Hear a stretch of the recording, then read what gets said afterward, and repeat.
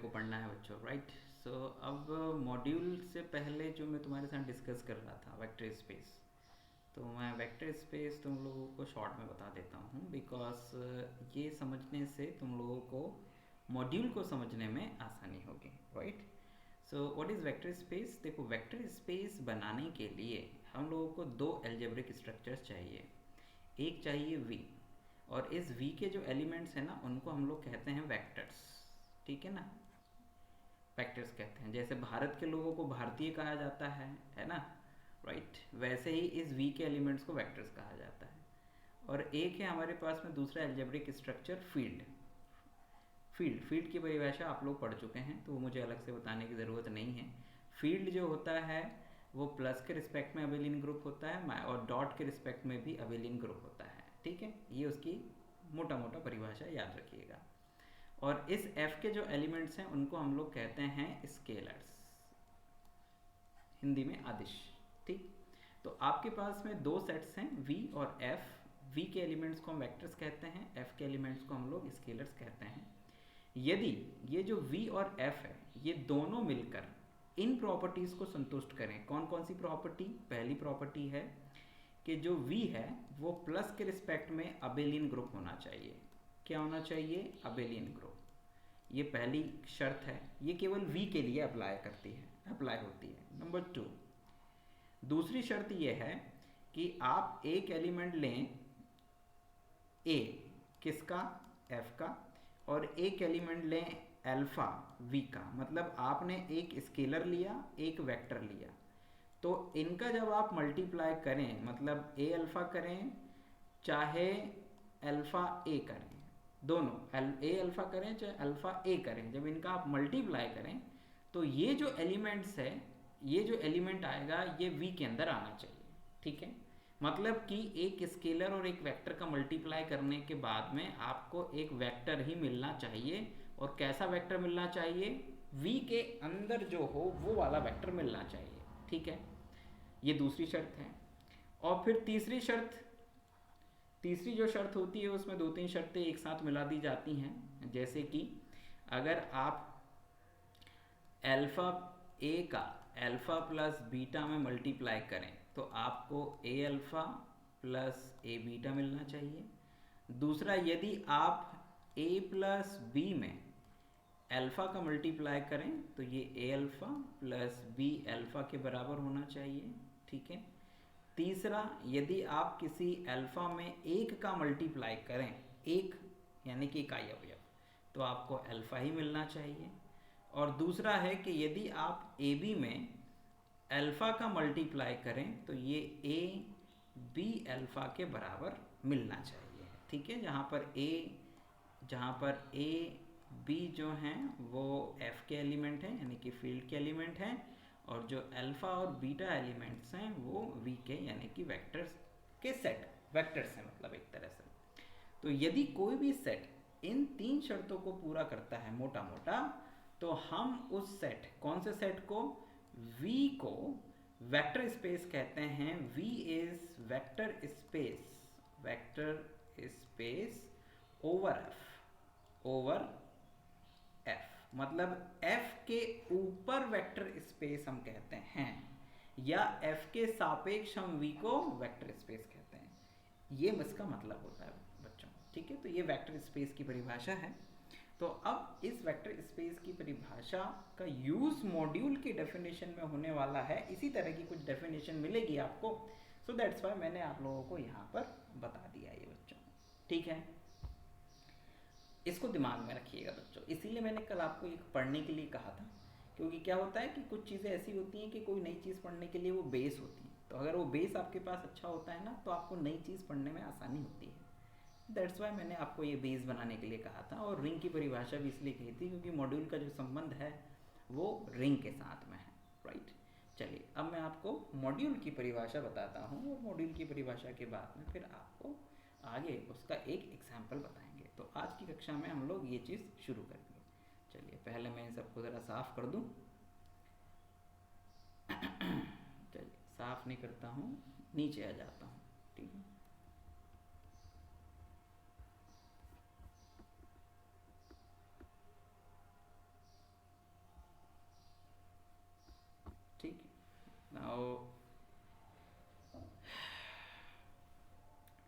Now अब अपन लोग शुरू करते हैं मॉड्यूल की डेफिनेशन।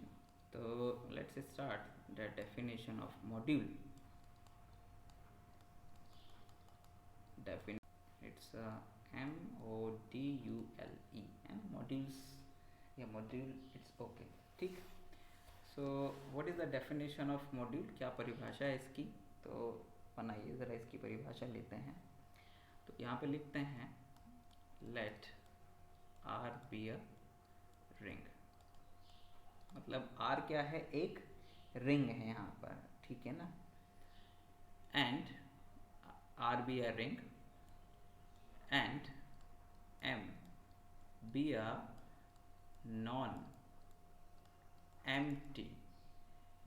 non-empty set, और N क्या है? एक नॉन एम्प्टी सेट है, ठीक है ना, non empty set. then capital M is said to be left R module or module over R, है ना, module over R, left module या module over R if it satisfy following conditions. कौन कौन सी शर्त है? नंबर 1, जिसको कि हम लोग M1 कहते हैं, पहली शर्त यह है कि M plus be abelian group, ठीक है। मतलब कि देखो यहाँ पर भी दो सेट हैं, एक तो रिंग है R और एक M है। एक M क्या है? एक नॉन एम्प्टी सेट है, मतलब उसमें कुछ ना कुछ एलिमेंट्स हैं। अब हम ये कह रहे हैं कि M को हम लेफ्ट R मॉड्यूल कहेंगे, है ना, मॉड्यूल L भूल गया मैं यहाँ पे, ठीक है, यदि वो निम्नलिखित शर्तों को पूरा करेंगे। और उसमें पहली शर्त क्या है कि M जो है वो प्लस के रिस्पेक्ट में अबेलियन ग्रुप होना चाहिए, मतलब जो भी M होगा वो एक अलजेब्रिक स्ट्रक्चर होना चाहिए यहाँ पे, ये पहली शर्त है बच्चों। Now the second condition M2 क्या है कि for all R belongs to capital R and a small m belongs to capital M implies that R into M और या simply RM belongs to M, ठीक है। मतलब क्या कि आप एक रिंग का एलिमेंट लें और आप एक M का एलिमेंट लें, M सेट का एलिमेंट लें, तो उनका जब आप मल्टीप्लाई करें तो वो जो नया एलिमेंट है ना बच्चों, वो किसके अंदर होना चाहिए? वो M के अंदर होना चाहिए। अब यहाँ पर हम ये जो R है, ये क्योंकि लेफ्ट साइड से मल्टीप्लाई कर रहे हैं, इसीलिए हम लोगों ने यहाँ पे ये वर्ड यूज करा है लेफ्ट R मॉड्यूल। मतलब R जो है रिंग का जो एलिमेंट है, वो जिस भी तरफ से मल्टीप्लाई होगा M के एलिमेंट में, उसके अकॉर्डिंग वो लेफ्ट या राइट R मॉड्यूल होगा।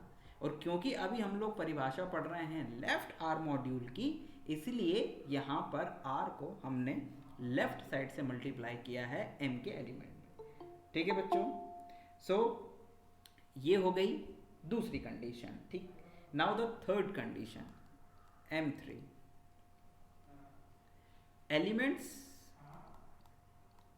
elements of M and R are satisfy following, मतलब कुछ शर्तें हैं, उनको सेटिस्फाई करना चाहिए। जैसे पहली जो शर्त है वो ये है कि R into M1 plus M2 is equals to R M1 plus R M2, ठीक है, राइट। जो दूसरी कंडीशन है बच्चों, दूसरी कंडीशन ये है कि R1 plus R2 into M is equals to R1 into M R2 into M, ये दूसरी शर्त है। और तीसरी शर्त क्या है बच्चों? एक मिनट, ओके,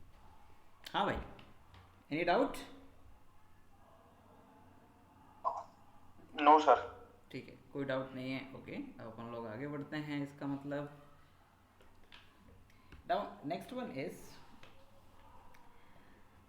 इसमें कुछ नोट हैं बच्चों। What are the notes?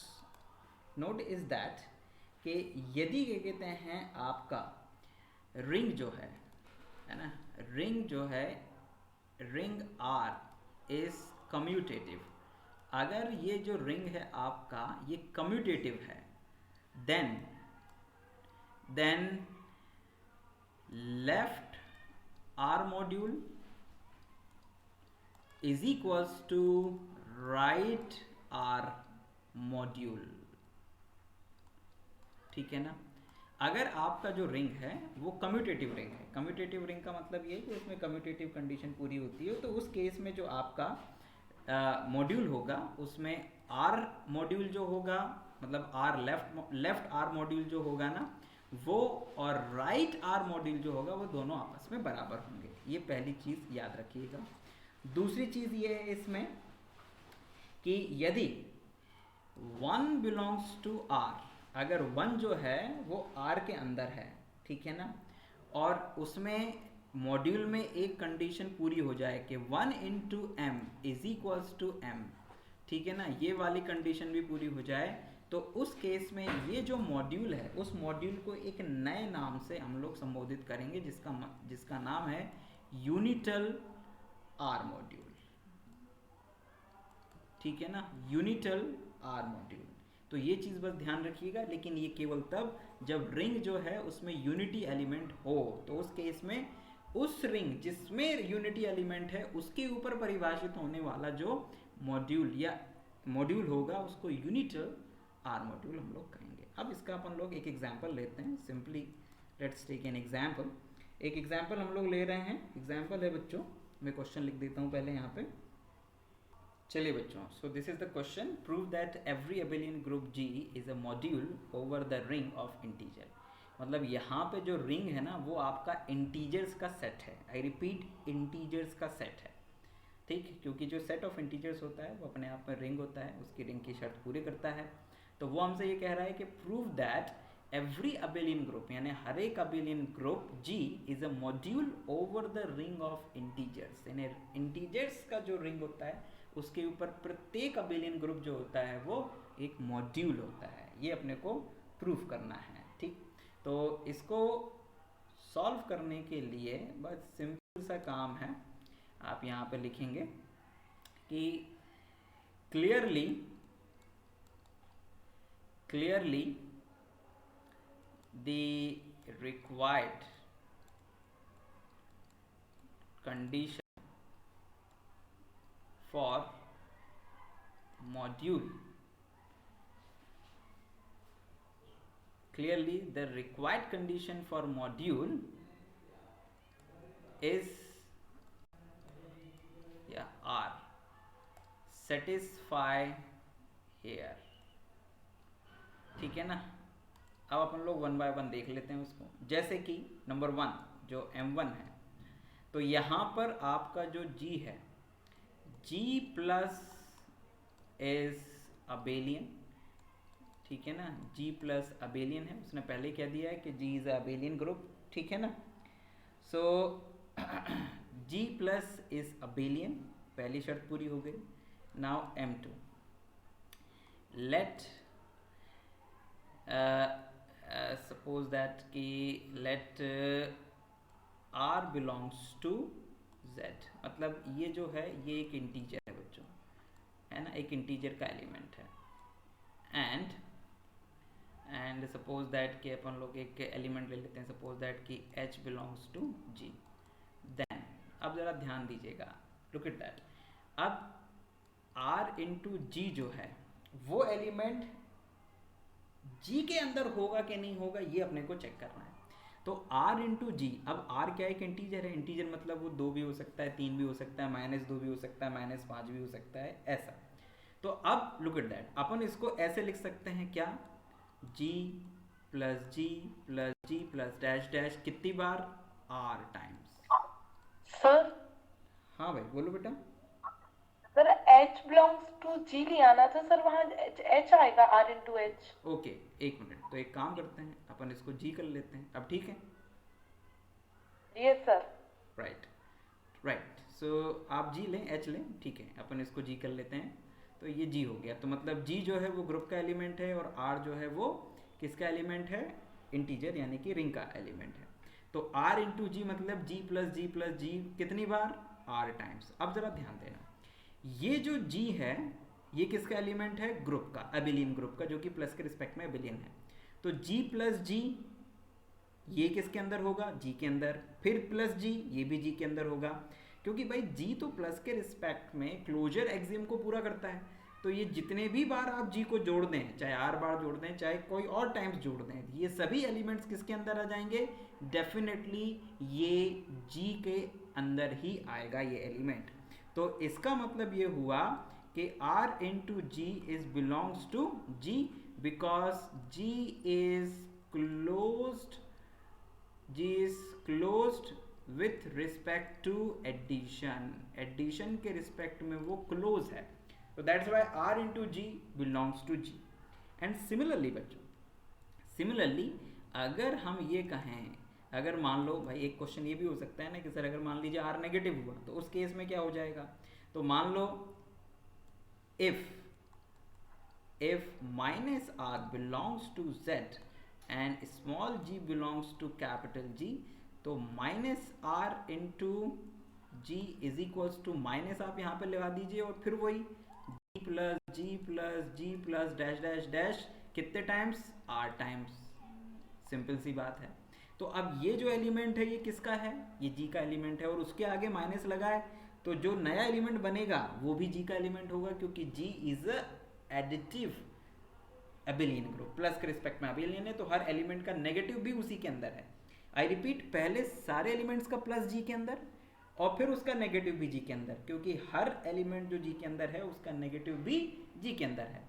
So this implies that minus R into G also belongs to G. आप चाहे तो यहाँ लिख दीजिएगा, since G has inverse of each element, क्योंकि जो जी है वो हर एलिमेंट का इनवर्स एलिमेंट भी अपने अंदर रखता है। तो इसका मतलब क्या हुआ? इसका मतलब ये हो गया कि जो दूसरी कंडीशन है वो यहाँ पर ऑटोमेटिकली संतुष्ट हो जाती है। ठीक, now move to the third condition, M3। अगर आप M3 कंडीशन को देखें तो clearly for R1, R2 belongs to Z and G1, G2 belongs to M, we have, क्या होगा बच्चों? इट्स वेरी इजी कि अगर आप R1 का M1 प्लस M2 में मल्टीप्लाई कर दें, ठीक, so this is equals to R1 into M1 plus R1 into M2 हो जाएगा।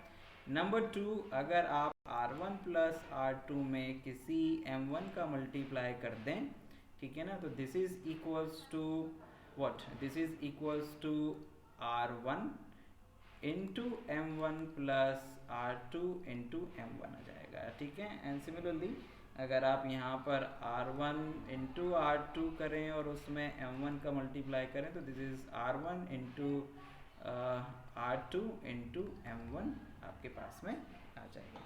तो ये कंडीशंस आसानी से सेटिस्फाई हो जाएंगी, तो इनको केवल लिख देना ही काफ़ी है। ठीक, तो इस तरह से अगर आप देखें तो यहाँ पर मॉड्यूल की जितनी भी कंडीशंस हैं वो पूरी की पूरी संतुष्ट हो रही हैं।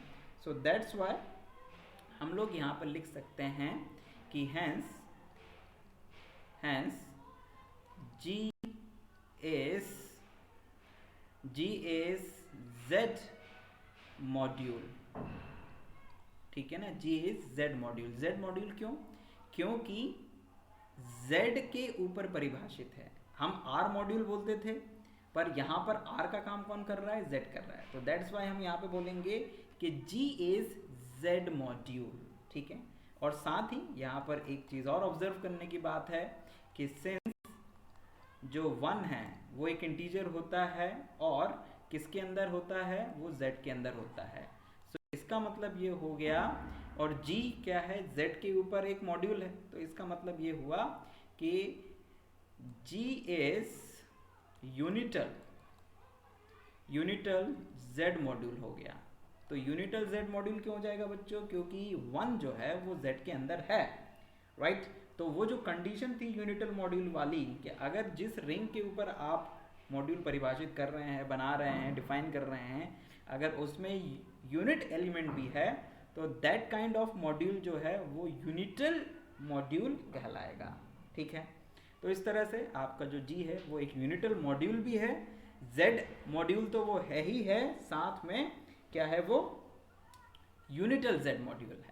तो इस तरह से बच्चों हम लोगों ने इस एक क्वेश्चन को किया। आई होप कि ये क्वेश्चन जो है वो मॉड्यूल से रिलेटेड आपको समझ में आया होगा, और मॉड्यूल की जो डेफिनेशन है वो भी आप लोगों को यहाँ पर समझ में आई होगी, ठीक। अगर इसमें आपको कोई डाउट है तो आप लोग पूछ सकते हैं।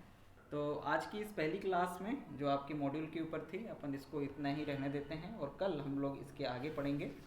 आप लोग, आपके पास अगर बुक है तो आप उस बुक में मॉड्यूल के कुछ और एग्जाम्पल आपकी बुक में दिए होंगे, उनको आप लोग देख लीजिएगा, और कल हम लोग आगे बढ़ जाएंगे।